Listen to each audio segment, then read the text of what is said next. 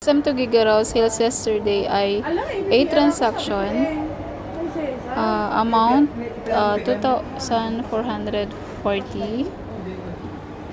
Natapos po na IR ay dalawa, IR number 19470. Staff house inventory has not been updated, so meron na po yan for resolved. Then IR number 20389, yung late process ng refund, naka-attach na rin din po for resolve.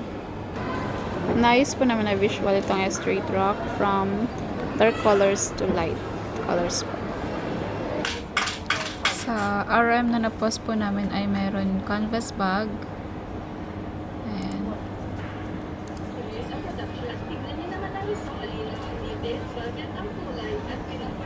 Then, ito pong starter po namin.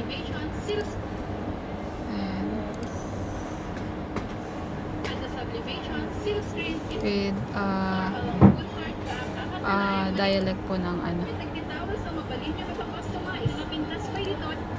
Then yung promo po ng Magic Mug na buy 2 for 399.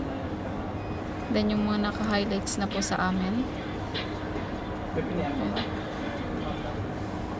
Then yan, yung pillow po. And then yung bago po natin na CS18 po combination. Yan. Yung polo po na by 3 for 500. Sa customer visit po, follow trip po namin is merong tatlo. Ito, isa po si Ma'am Mayolin. So, meron pong i-go na po yung umbrella niya na 300 pieces po. And then, meron din po siyang towels na 100 pieces. Then, mayroon din pong plaque ito. Possible, next week po ang kanyang payment po. Then, ito din po si Sir, isa rin po sa tinawagan po namin na magpapagawa po ulit siya ng, may pinagawa po kasi siya nun. Then, tinawagan po namin. Balit, 26 pieces po na long sleeve sublimation for, ano po namin siya, layout. Then, payment po pag next week po.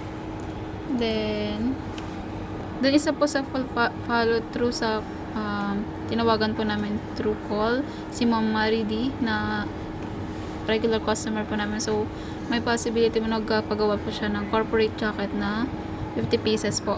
For quotation ko na lang po ito para ano po, si Ma'am. Ilang po. Thank you po.